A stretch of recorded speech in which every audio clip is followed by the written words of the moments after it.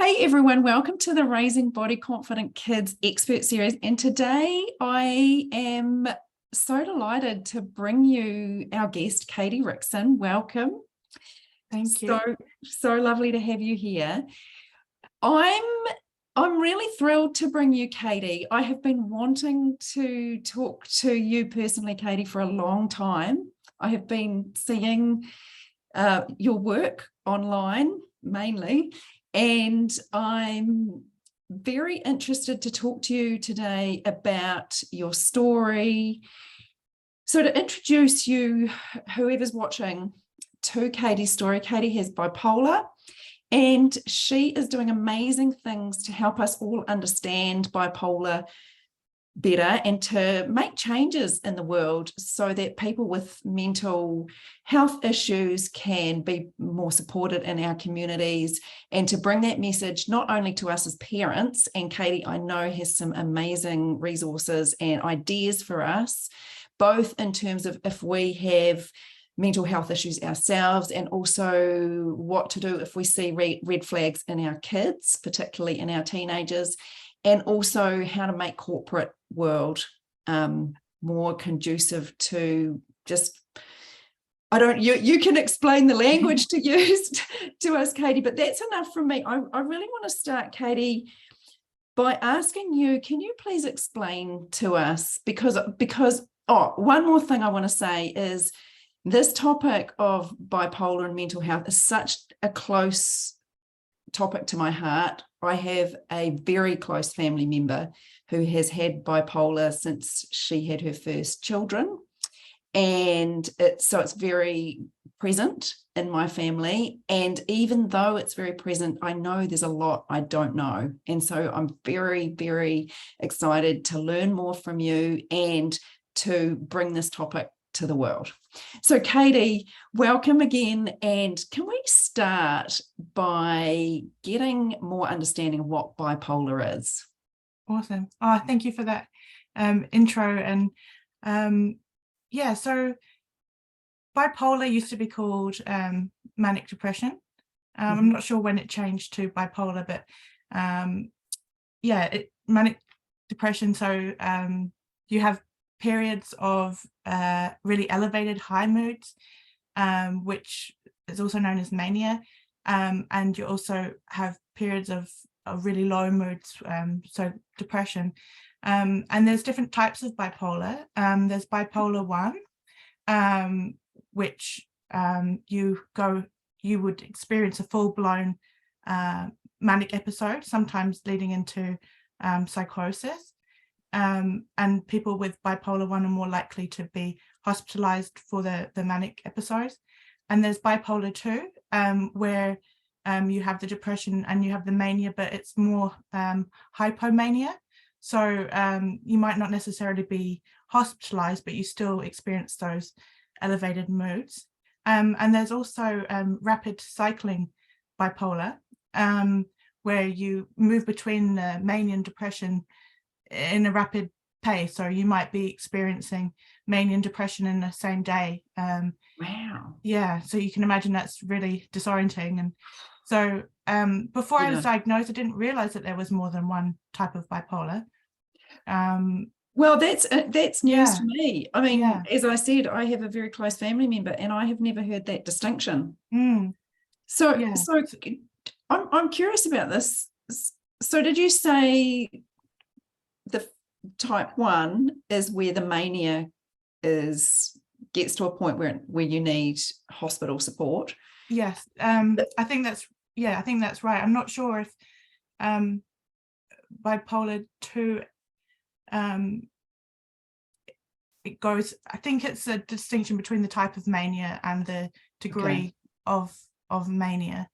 But yeah, so I was diagnosed with bipolar type 1 because I also had a psychotic experience, and I was hospitalized as a result of that.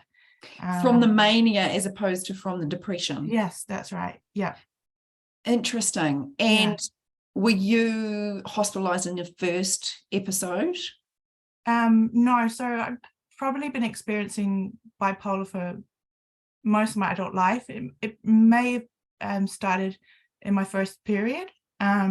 Interesting. And so, yeah, around about I was 15, 16, I was quite late to have my period. So, but I didn't have a language for it. But then I wasn't actually, so I was actually had a manic depressive episode when I was on holiday. And I was actually hospitalized then. And then the second time that I was hospitalized was when my daughter was maybe, I think about 8-10 weeks old. And I was experiencing the postpartum bipolar. And yeah, that was when I was hospitalized. And as a result, I got the diagnosis of bipolar type 1. Yeah. That's fascinating to me. I was aware that bipolar can be very linked to hormonal changes. And that's not surprising to me, although I had no idea that the onset of that can happen at the same time as puberty starts. Yeah. And it must have been so disorienting and, scary. Yeah. And I think I experienced more of the depression side of things. I don't think I experienced mania until I was maybe a few years after that, and then more so in my early 20s. And yeah, so hormones is a big factor, stress and life changes, even positive stress, pregnancy and the postpartum period. And any time that your circadian rhythms are disrupted. I actually learned that when you're flying, if you're flying one way, you're more prone to have a manic episode. And if you fly the other way around the world, you're more likely to have mania. So it's quite interesting. Yeah, it's really fascinating how much it is related to our circadian rhythms, and obviously becoming a new parent, that's severely disrupted, and and your hormones all over the place. And and also found out in the last year or two that I have it's called premenstrual dysphoric disorder. Which is like a really extreme version of PMS, where you have suicidal thoughts and your mood changes and you get really angry. And so there's like a week before my period where it's like a perfect storm of emotions, and that definitely kind of exacerbates the bipolar as well. So it's quite common to have more than one mental health challenge when you've got bipolar. Yeah, that's really interesting. And and you're able to tease out that they're not necessarily exactly the same, but it's a collection of things going on. Yeah. And how have you been able to figure that out? Is that with some really good expert help, or on your own, or how's that transpired? I think, I'm not sure if I did an online course around your cycle and understanding your cycle, and the different phases of your cycle, and it kind of intrigued me, and I started tracking my symptoms and my moods, and realizing that there was a really strong pattern. That because I have a longer cycle, and so usually around day 30, that's when I really realize a huge change. Like, I want to spend a lot of money, I want to quit things, I find myself picking fights with my husband and being really irritable, and it's just a case of like holding on tight, knowing that when my period comes I'm going to feel better. But before I knew that, it was very hard, because I'd think, oh, am I getting sick again? Am I what's happening? But to be able to see that there's a bit of a pattern to it. And that I can imagine how reassuring that is, even if it's an awful experience, to be able to look at that and go, okay, this is the time of the month that we're in right now, and there are things I can do to manage that. So we're on this kind of your cycle and young children. How old are your children or your child? So I have one daughter, and One daughter. she's almost 6.5. Yeah. 6.5. So I'm very curious to hear your parenting journey with bipolar. How has that, tell us about that. Well, the first year was a blur. Yeah. I was very scared that I was going to have depression after the birth of my daughter, but I almost went the opposite way with the mania. So at the start, it felt like I had lots of energy, and I felt very present with my daughter. I felt very connected, and but then, the sleepless nights, the worry about things. I would have scary dreams, and so it was a really rocky start to motherhood. And you mentioned that this was the first episode, or am I correct if you said this was the first episode since you were 15, or was it first episode where you got to a point where you needed hospitalization? No, it was a second episode where I needed hospitalization. So prior to that, I had a really bad time for several months where I wasn't sleeping, and but it wasn't diagnosed. It was depression and anxiety, and lots of stuff happened during that time, and I didn't get a proper diagnosis at that time. But this was the first time that I'd been hospitalized in New Zealand anyway. Oh, you saw me. No, you go. I'm really curious. I want to come back to the parenting, but I'm very curious to know what the effect of the diagnosis was for you. I think you go through the stages of grief. It's very hard to remember exactly how I felt at that time. I think the first year you're getting your head around being a parent and the changes that means, and then you're getting your head around this new diagnosis. But I think after the first year or two, I was gradually starting to learn more about it, and it was starting to make sense, a lot of the things that I'd done in the past and experienced in the past. And it really helped me kind of accept myself a whole lot more. Interesting. It was I read a book about owning bipolar. It's by a guy called Michael G. Pipich, and he talks about the different stages that you go through, and you have the diagnosis, and you go through that time where you kind of really identify it, and then you go for a stabilization phase where you kind of rethinking what life means, and then you come to a post-stabilization phase, which I think I'm in now, where you really start to own what it means, and you feel more comfortable sharing it, and you kind of make your own path for what it is. I guess when you're first diagnosed, you lean heavily on the doctor's recommendations and the prognosis and all the medical material that's out there.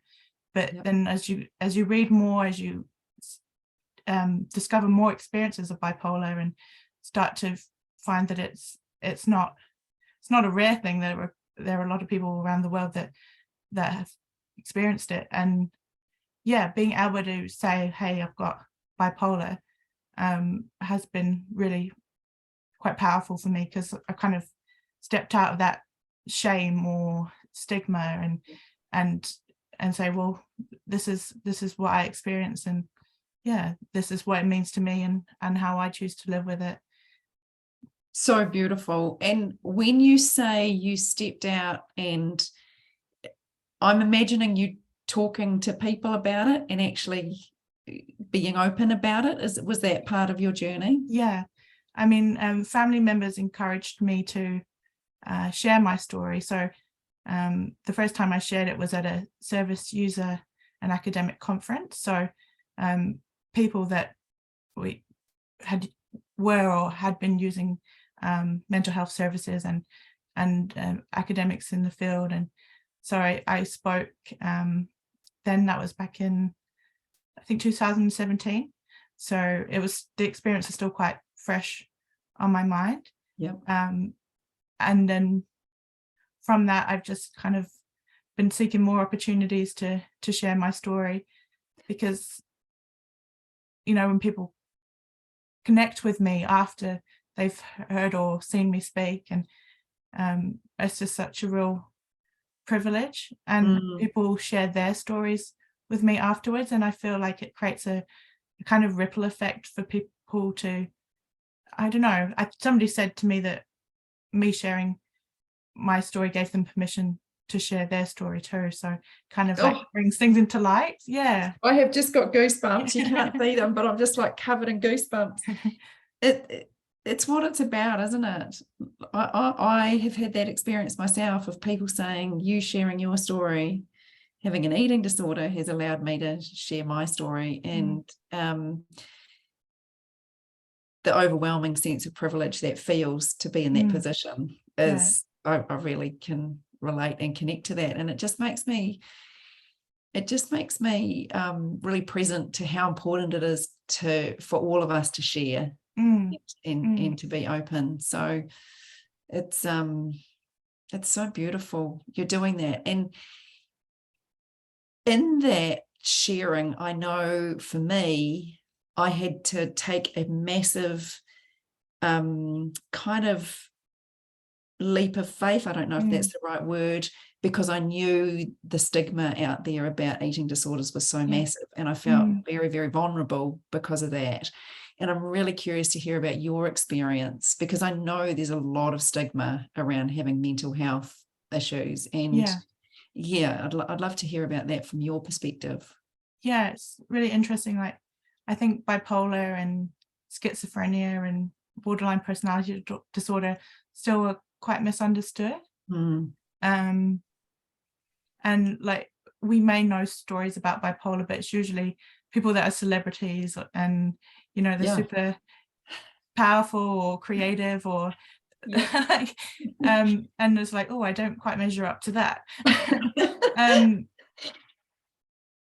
But just reading other books about bipolar and reading other people's stories, I feel like time and time again it comes up that each time you say the words "I've got bipolar," you're tackling that stigma, because you're putting a face to a word.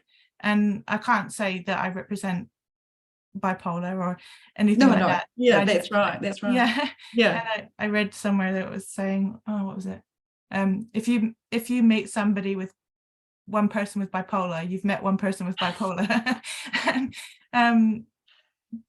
But being able to like bring it back to reality and see that there are, you know, that people with bipolar living good, ordinary, happy lives. And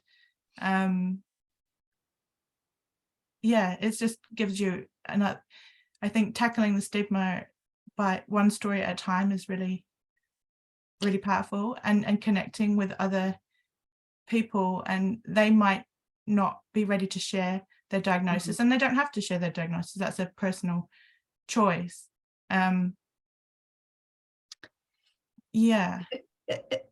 Thinking of parents who may be in a position of their child has been diagnosed, or they see red flags, and that's something I want to get to too. But I just want to ask you, because on the topic of stigma, what do you think the biggest stigma is, for parents looking at their child, and as parents we automatically want to protect our child from harm and from pain, and we know stigma causes harm and pain. So what as parents should we know about the stigma against bipolar? And if we know or suspect our child has bipolar, how can we support them in that? Yeah. It's a really big question. How long have you got? Have you got a week? Yeah. I guess because I didn't know I had bipolar when I was a teenager. I didn't know until a lot later on. I didn't face any stigma myself. I think that, as teenagers get the stereotype of being moody and withdrawing anyway, and some of their behaviors might be called attention seeking, and when really there is a cry for help. And I think teenagers are quite good at masking as well. It's my personal opinion is that teenagers are seeking attention, and that's a really good thing. They need it's attention. important. It's not it's attention seeking that it should be disregarded. It's like, oh, they're seeking attention, they really need something right now. Right. And they might teenagers often can't articulate exactly what they need. They don't know themselves, but it's a really important signal to parents. That's right. That they really need us. Yeah, I couldn't agree more. It's I think the stigma is around that attention seeking, and I guess that kind of manifests in drinking or drugs or maybe eating disorders, self-harm, withdrawing, maybe sleeping around, and those behaviors could be seen as them might be labeled as something else rather than a symptom of a mental health challenge. And I think you've stumbled on, well, maybe not stumbled, maybe you've brought it up very specifically, but there is an absolute need to have agency over our world as teenagers. We're trying to control something in a time of our life that often feels super out of control. Our body's changing, our brain's changing, our friendships are changing. Our parents seem like strange people to us. We don't know, all these emotions and hormones are going on. And that sense of power often takes us into places. Power is often sought in places that can lead to really poor mental health. So what I mean by that is when for example, when kids start to use food because they're so out of control in every other aspect of their life, they're going to not eat, and that has a huge sense of power that comes with it. And then if you have the genetic disposition towards an eating disorder, that can trigger an eating disorder. And I'm imagining that can happen with other mental health disorders that have a genetic disposition to them. Whether we decide, right, I'm going to stay up all night for 4 nights in a row because I can, because that's me having control over my world, and it's me having control over my parents, and then all of a sudden that creates a mental space that's just really not healthy for a particular genetic makeup. So that ability to notice that our kids really need control and being able to give them that control in areas that are healthy is super important, isn't it? Yeah, and I think supporting them to talk to a trusted professional that they connect with as well, because they may not want to talk about their problems with you, but that they might be okay talking to somebody that's kind of outside of the family dynamics. That's such great advice, Katie. Thank you.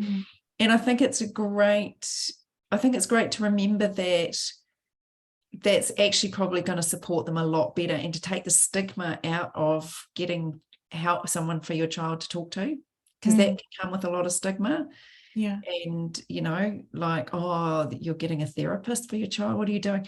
And it's not necessarily even that it's a therapist, it's someone they trust that they can talk to. Yeah. And I think I've learned that therapy takes many forms. Like, it could be getting into sport, or it could be getting into music, or for me it's been writing and theatre, and yes, it's important to talk to a professional, but it's also important to have that outlet where you can express yourself. And with things like drama, you can explore these emotions like rage and anger and melancholy, where you might not be able to feel safe expressing them in another way. So being able to have some safe way to kind of let it out, I think is really important too.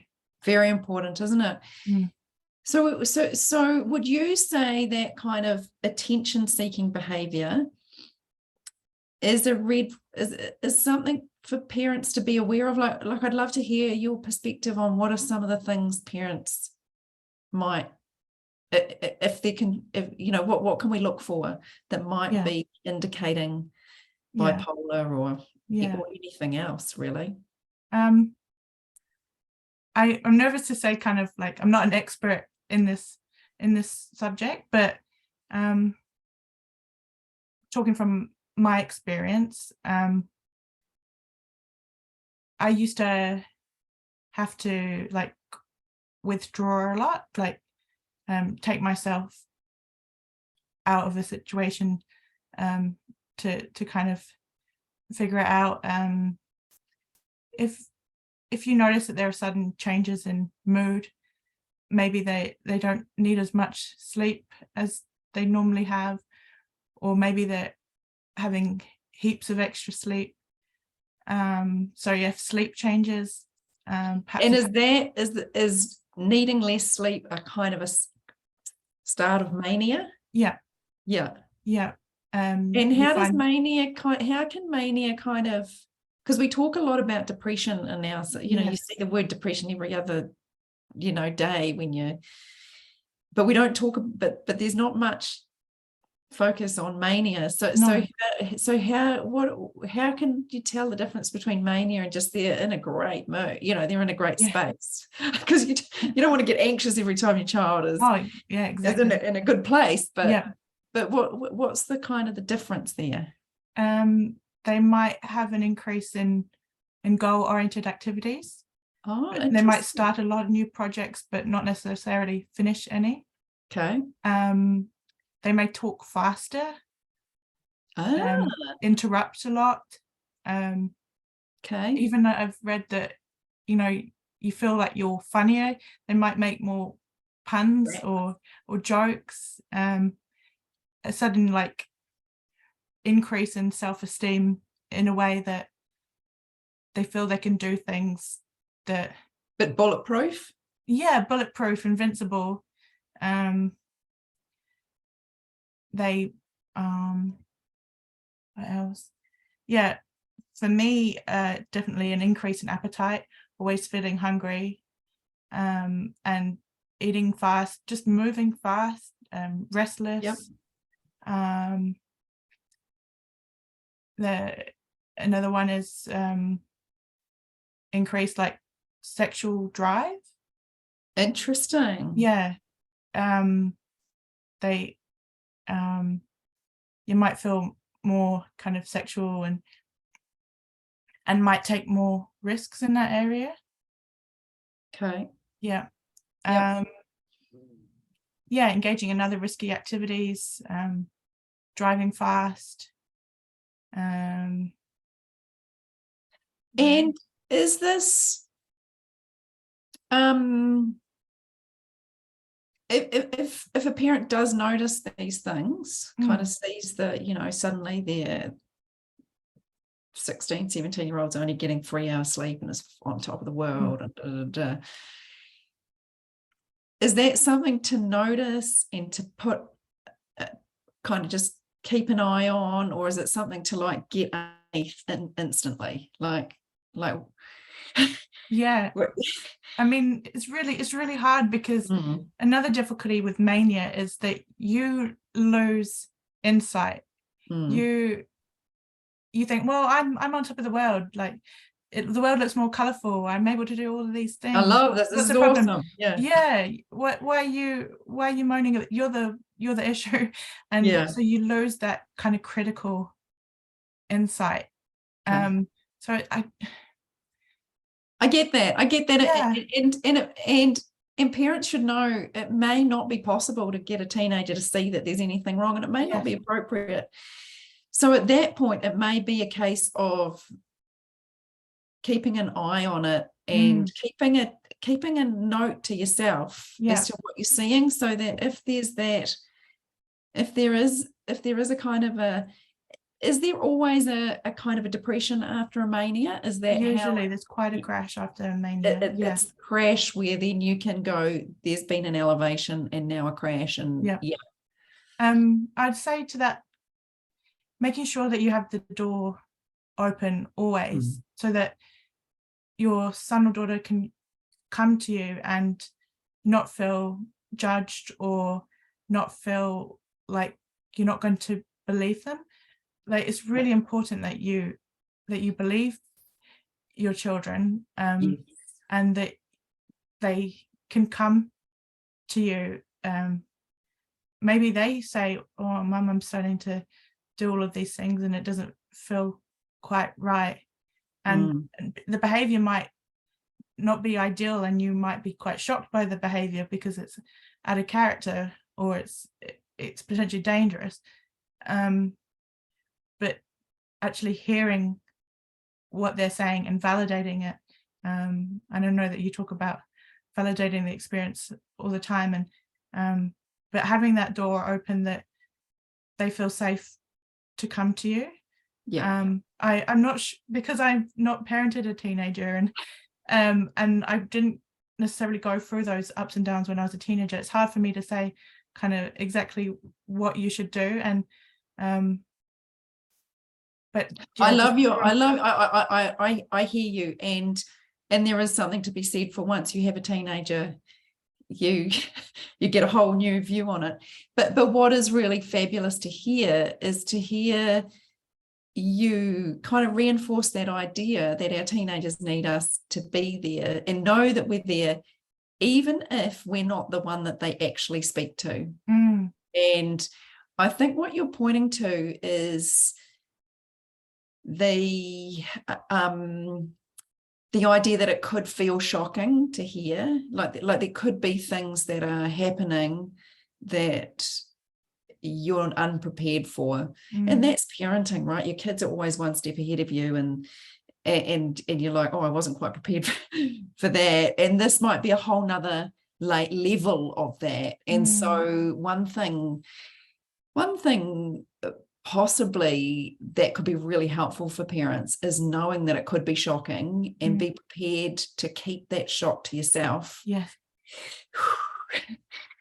And it's really fine as a parent to say, hey, I'm just going to step away for a minute and take a couple of deep breaths, because this is hard to hear, and I'm going to come back. Doesn't mean I'm not here for you, doesn't mean I don't love you, doesn't mean we can't figure this out. I'm just going to go and calm myself down for a minute. And that's demonstrating quite good self-management to your kids, and they can get that as a teenager, and then you can go away and go, or whatever you need to do, and then come back and go, okay, let's hear more. And I also want to say that it's really important that family people are supported as well, for them to be able to access counseling or professional support, or because not only does it change your world, but it changes your loved one's world. And I think all parents want to say and do the right things, and you're not always going to say and do the right things, but to be able to have that space where they can work out their feelings around it too, I think is so important.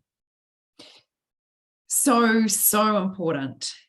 That's right. And to work through all those fears and have your questions answered, and to know that though that's absolutely 100% valid and doesn't mean you're a bad parent if you're having feelings of fear and anxiety and you wish it wasn't like this. And, that doesn't mean that you're, also, as we're talking, I'm thinking bipolar is also a genetic condition as well. So if the family talks and you understand people's family histories, then maybe you can almost prepare yourself more for the chance of somebody in your family having, one of your children having bipolar, if there's a family link. Like, I think the chances of my daughter having bipolar is 10% or less, so it's not really high. It's not like it's a 50% thing, but me being able to understand what I have might help me if that happens. Absolutely. My daughter down the track. Absolutely. And to be open and honest about that, I think, is so that she can see those, she can be aware of those signals for herself as well.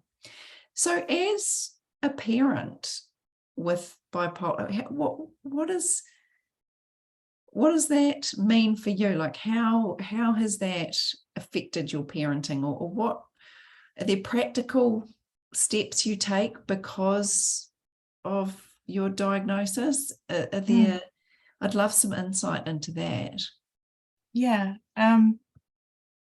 Like, I'm committed to regular counselling. I try and go at least once a month. The hardest thing is I'm quite a crier anyway. Like, I cry when I'm stressed, when I'm angry, when I'm happy. And sometimes I let my daughter see those tears. Other times I don't want her to see me in distress. So knowing how much of myself to kind of reveal around that, like to be age appropriate. I think she knows that I take medication. We haven't sat down and told her anything more at this stage, but I think we will in the next few years. I've gotten quite good at apologizing, like genuinely apologizing, and I think it's really important for parents to be able to say I'm sorry to kids, like when I'm impatient or irritable, and when I'm not as present as I'd like to be, or I say something that's not as kind as I want it to be. I've just got goosebumps. I've just got goosebumps all over me again. It's, I think, one of the biggest gifts we can give our kids is, and I mean, it's that's absolutely universal parenting advice, not parenting advice if you know, which is not what is not what I'm pointing to. Is it's so beautiful you say that, and I'm always looking for the gifts in my mental health challenges. Like, I know my kids have a far higher chance of having an eating disorder because of my because of the genetic component to it. And I think one of the gifts that has given me as a parent is showing my kids my vulnerability and being really open with, I haven't got all the answers. I don't do this very well a lot of the time, and that affects them. And being able to come back and say, I'm really sorry, I got that wrong. And it's really challenging. Like, it's not something that it's not something that was taught to me by my parents. Not that they're bad people, they were awesome. They just hadn't, they didn't learn it from their parents. And so I love that you say that, because it's just, I think it's a message we all need to hear over and over again. So thank you. And I think I try and model like emotional intelligence to my daughter, and the ability to kind of say your emotion. And they're doing that a lot more at school. They have different zones. I think they're like blue zone if they need to just have some peace, and green zone if they're happy. And I think that's really important, because that was another thing that we weren't really modeled, Yeah. to be able to have that emotional intelligence. And maybe if you have that emotional intelligence, you're more aware if something's different.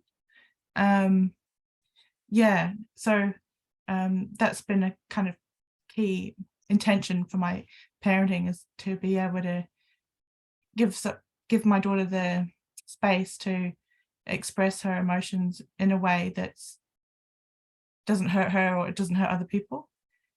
And also beautiful for her to know that emotions are many and varied and can be volatile, but also to give her the tools to go, actually, this feels a little outside of the realm of ordinary, and maybe this is something I need some help with, and that getting help is just part of being human. It's not anything to be ashamed of or weird or strange. It's just what you do, is you get help.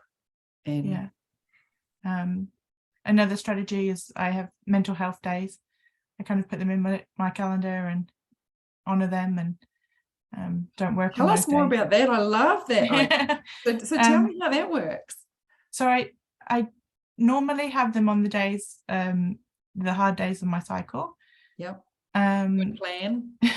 And so I book out the time in my calendar, so I don't take any appointments from work. And that's when I generally go and see my counsellor. Sometimes I'll go have a massage.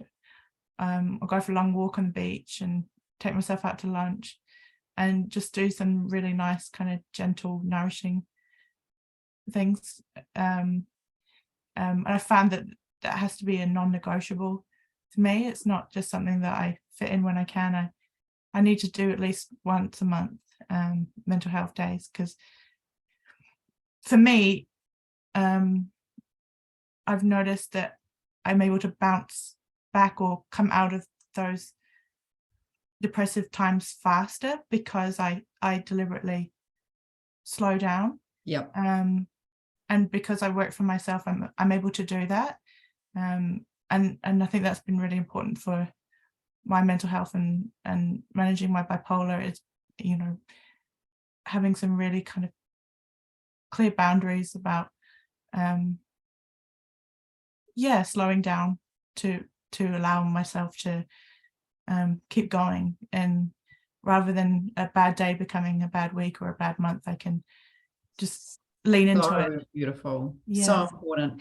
And I love that you've got the distinction between those days are just a nice to have, that in our culture kind of makes those rest days and those caring days, our culture kind of looks down a little bit on that as kind of unproductiveness or somehow less than time. And I love how you've got that distinction between those it's not a nice to have, it's in my diary. It makes my life work, so that's what I do. And that's a great thing to model to children as well. I hope so. I mean, I hope that we're coming into a world where people can call up their boss and say, I'm having a mental health day, not have to lie and make up an excuse that something physically is wrong with you, that we respect that mental health just as much as. I love that. And as we come to the end of this interview, that's a perfect way to kind of segue into, I want everyone to know that you speak to corporate groups and community groups as well, or is it mainly corporate groups? It's been a real variety. I've spoken at universities. I've spoken at not-for-profits. And I'm just starting in the corporate zone, because I feel like that's where a lot of change is needed. I had a corporate job, and I didn't feel like I necessarily got the right support, because it was very much geared towards depression, but I just don't think that the managers were equipped. They didn't know how to create the culture where you could really flourish, and that requires you taking days off and being able to manage that. And not having to be at work at 8:30, because mornings are quite hard. I think that maybe the pandemic has taught us that we don't have to be 9 to 5 in the office in order to be productive or to perform well. And performance happens in many different ways. And yes, it absolutely does. So if anyone's listening to this and wants Katie to come and talk to their community group, to their boss, to their workplace, I have put your contact details and how to get hold of you in the notes below, so you're really easy to find. But just tell us the best way to get hold of you, Katie, for people who are listening. So I'm on Instagram at compassion.poetry, also on LinkedIn for Katie Rickson, or my website is compassionpoetry.co.nz. Beautiful. Well, thank you so much, Katie. Thank you for sharing yourself. Thank you for bringing this conversation out, putting this conversation out there. It's just so important. So thank you very much. And I look forward to having you back again sometime. There are so many things we didn't talk about that I'd like to go into another time. Awesome. Thank you, Emma. I really appreciate your work and the opportunity to share with the people that you serve and help so beautifully too. So thank you. My pleasure.